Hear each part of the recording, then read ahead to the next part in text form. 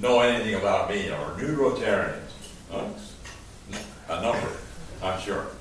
Let me do a 30-second dissertation on that just to kind of lend a little validity to my presentation.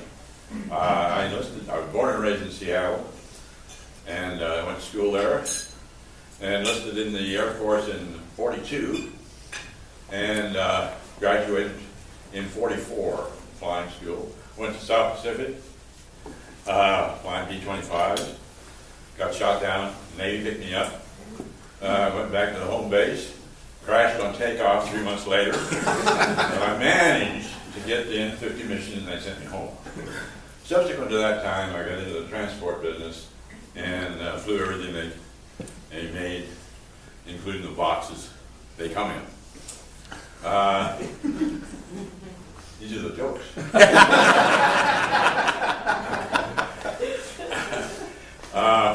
And I flew C-130s right up until the day I retired. And retired at Hamilton. I told you about that. Quite an honor, to say the least. Moved to Seattle, but I retired in 1976. And I forgot to tell you that Michael, who went with me on this journey, he's the vice president of Encore Media, which is a media outfit in Seattle of some repute. So he was good enough to come and be my projectionist, button pusher. He knows more about this stuff than I do. You got more equipment than I do. Yeah, so anyway, so much for that. Now, a little bit about Honor Flight. This is an organization, I didn't know too much about it at the time. Just sort of stumbled across it on the internet. But it started in 2004 when a couple of guys in New Jersey, I believe, decided that there were a lot of World War II vets that had never been to Washington, D.C., had never seen any of the memorials. So they decided to see if they could do something about that. So a couple of guys had their own little airplane and then fly 2 or 3 guys up to Washington and let them see the monuments up there. Since then, there has been 133 chapters of Honor Flight that have formed throughout the country. They've transported some 70,000 World War II veterans to Washington who may not have ever gone there if it wasn't for this organization. It's a non-profit organization, gets no support from the government or anybody else, but just donations from companies and individuals. To try to tell you the logistics of all of this would be impossible. But I'll give you a flavor of it as we go along. As I said, I didn't know too much about it at the time, but I thought, well, I'll submit my application. And this woman called me and she said, we have about 250 on the waiting list. At my age, I thought, well, no chance. And about 2 weeks later, I got a phone call from the same lady and asked me if I wanted to go. I said, when? She said, week after next. Mike and I talked about it, and I said I'd like to take my son. They said, no problem. Because each veteran had a guardian, if you will, that went with him, kind of looked after him. And he pushed me all over Washington, D.C. I got to tell you, I couldn't have gone without him. And I submitted the application, and I got nothing. I had no baggage tickets or paperwork. They just said, show up.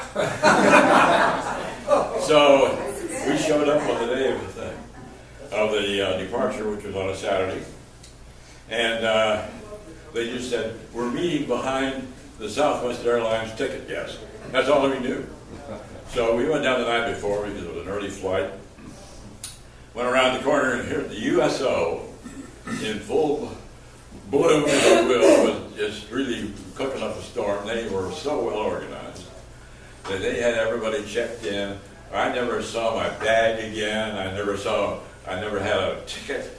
I never had a boarding pass. They just had these people all put together. And Mike, I think you can probably show us that picture. We got a little video. There we go. Let's check in. And even the airport security people were in uniform. There you go. Was part of the deal. Yeah. Oh, I'm sorry. And they were all in uniform as well, which is part of the program that the people at the Honor Flight had put together.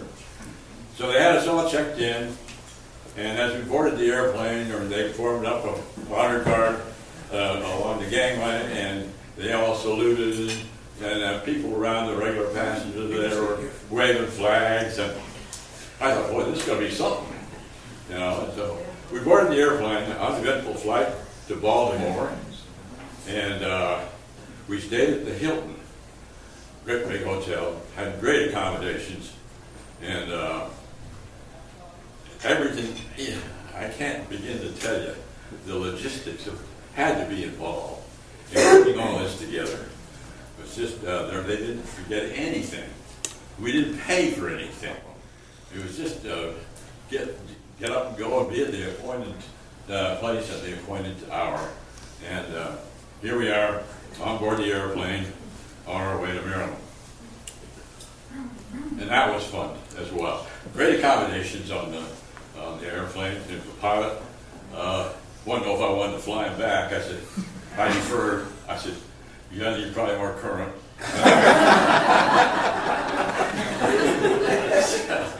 So, hey, there you go.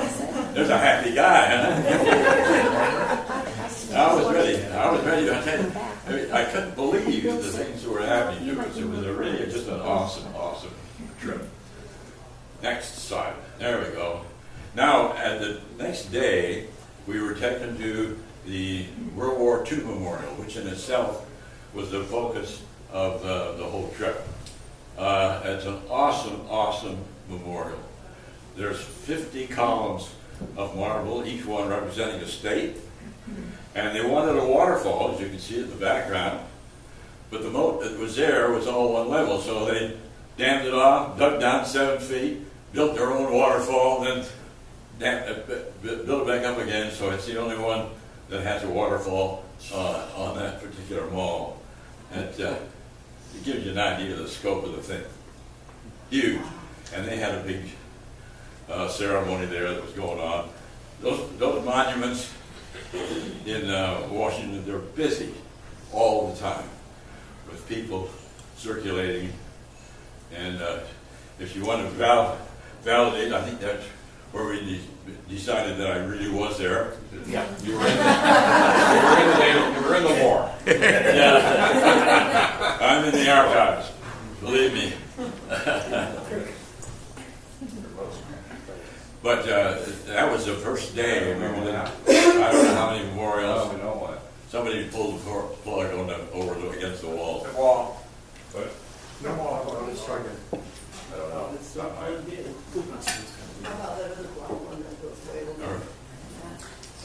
Well, how about the one? No, it's up there. That's her door over there. I didn't cut out there. No, we saw My projectionist has failed miserably. But to go on just a little bit, we visited, well, I'm going to say at least 10 memorials on that Saturday, or on that Sunday. And everyone was a very solemn time for us all. There was lots of cheers, if you will. But again, we didn't want for anything. And you notice I was trying to get his attention. He didn't seem to respond. This shows the FDR Memorial, and it's an all-in outside memorial, a big series of walls with various and sundry things that FDR was involved in during his tenure. With the magic of technology, I was able to step out of the picture to make this presentation today. It was a cocktail party, not even. A lot of fun, lots of laughs. And there again, we do this one to show the difference in my son and myself. He's the big guy. We had a lot of fun. We really did. It was a real adventure. And here we are on a tour bus. And the tour guides were all very knowledgeable about the various monuments in Washington, D.C. And this is a Tomb of the Unknown Soldier. I'm looking at these things sideways so that everybody looks tall and thin. You could hear a pin drop this particular time. And they were changing the guard. And it was a very solemn time. And with Arlington, they just acres and acres of this type of thing. Just gives you a feel for what sacrifices have been made by many, many people. And there was about 6 ceremonies a day, and the horse-drawn caissons go by, and some sort of a memorial ceremony or a burial going on every day. And I hasten to mention, go back to changing the guard. They change on every 2 hours, and they're on deck for that particular ceremony 24/7, year in, year out, weather notwithstanding. And they get some pretty severe weather back there, I might add. But they're committed. Again, more of the same, acres and acres. Hey, Bill? The fallen. Bill? Yes. At the cemetery, is it divided in any way as far as, which war, when you served? No. It's, I believe it really comes down to where's the space to put more people. Yeah. It's just that simple. But just to drive through on the bus is very, very solemn time for all of us. Again, the Iwo Jima Memorial, very impressive. Just to be there in the presence of some of these monuments there's a point at which you go around the monument at which the flag is vertical, believe it or not. 2 of those spots in back now. It's just a matter of an optical illusion. This is the Air Force Memorial. There's another shot of that one that's more impressive. Many of these are outside memorials, not necessarily an enclosed memorial where you can see a lot of memorabilia and stuff like that. If you remember at Seafair, they do the big, with the health, or the Blue Angels. And there you go. Isn't that impressive? Yeah. It really is. You can see that one anywhere in Washington. And you can see almost any monument, no matter which way you look. It's just breathtaking, it really is. This is where we were getting ready to return home. And on board the airplane, they had the mail call, and they had contacted all of our family and friends and grade school kids. And I have here, I brought them with me, and you're not going to read them all, and I'm not going to read them. Some 50 letters from people, some that I didn't even know, thanking us all for our service. And here we are as we went down the mall at SeaTac, and we just, everybody, little kids, and all the people that were waiting to board flights came up and shook our hands and thanked us for our service. It was truly honoring. Here's a mail call, and everybody was reading their mail that they'd gotten, and none of us knew that this was going to happen. It was a complete surprise. And lots of military were there.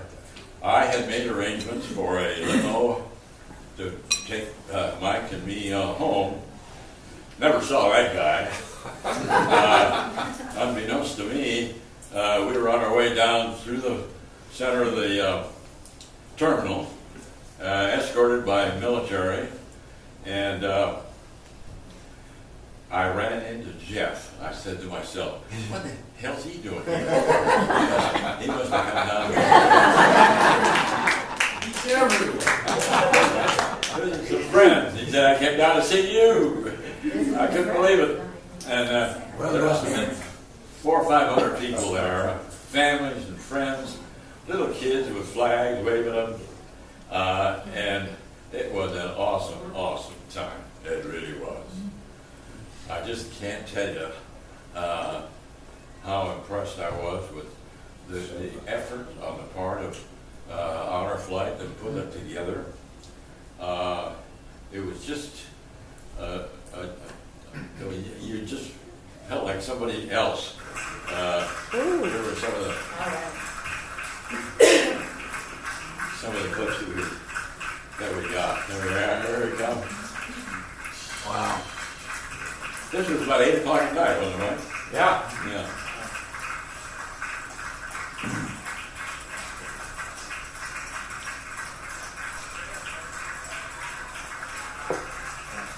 It really felt like it was all worth the effort that you might have put through out way back when.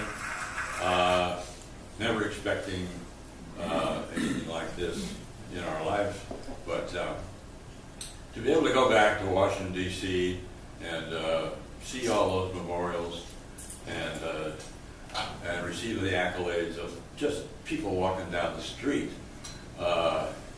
it just was amazing to me. There was always a lot of people in Washington, D.C. Here we are at the World War II Memorial. They'll give you some idea of the scope of it. It's huge. Beautiful. It covers the whole end of that particular moat. And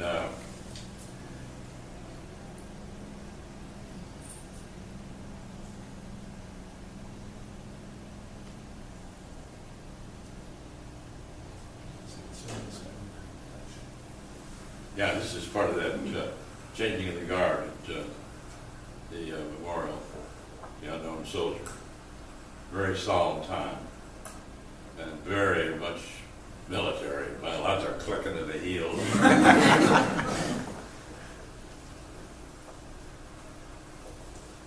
If you ever have a chance to go to Washington, many of you have. I know I have been to Washington several times. I never really concentrated on visiting all these memorials that are back there. D.C. is a very dedicated and patriotic town. Just ordinary people come up, shake your hand. Here we had this motorcycle escort. There were a bunch of Vietnam veterans, I think, motorcycle club that took us into town from Baltimore into Washington, D.C. And they were just happy to do it. And it was a kind of a fun experience. And these tour buses that they have, these guys have done this before, so they know all the monuments by heart. I know all the facts about them, and it was really an honor to be able to be a part of it. It really looks funny from this angle. Sort of surrealistic. And son Michael, he had spent a big part of his time getting wheelchairs out of the bus, getting them assembled, getting the guys into them, getting them around, then getting them back, getting all the wheelchairs back to the bus. Did a lot of that, and he enjoyed doing that, I think. Yeah. To me, having Mike go with me was a real plus, because it gave him a feel for what what this great ceremony was all about. This is all the motorcycle guys reading you as you went into the memorial. Were they all veterans ones? They're all veterans. And then people that were just walking by, got in the line to greet everybody. So you'll see at the end, you'll see, all of a sudden you see little kids, joggers. I mean, it was fabulous. These guys were just all just donating their time.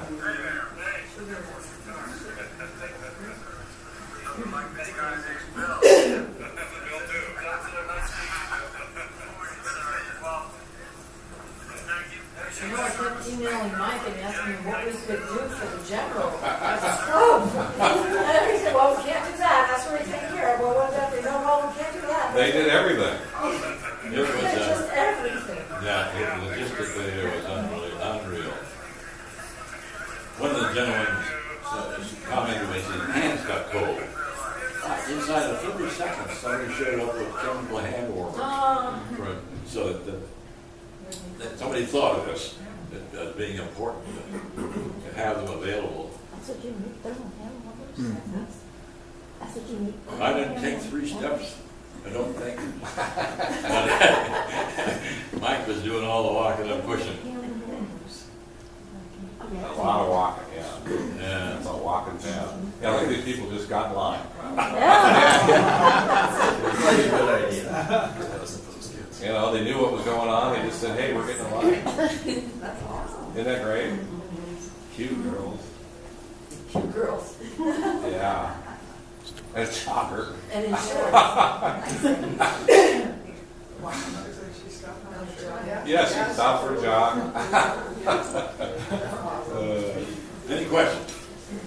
Yes. Bill, I can tell you really appreciate what's gone on with all the vets in the past, but I just want to clue you into one thing. You don't get to go back and play back there in another role for a long damn time. You know what? That's okay with me. Yeah. Right. Thank you all for your attention, and hope to give you a little bit of an insight into the August Life program.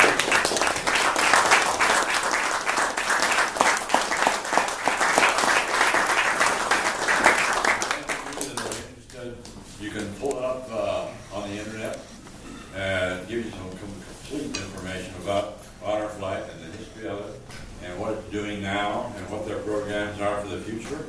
They hope to get eventually to the point where they're taking veterans from Korea and then perhaps from Vietnam as well. So they want to make sure that these people are appreciated, and we are. Thank you. You are.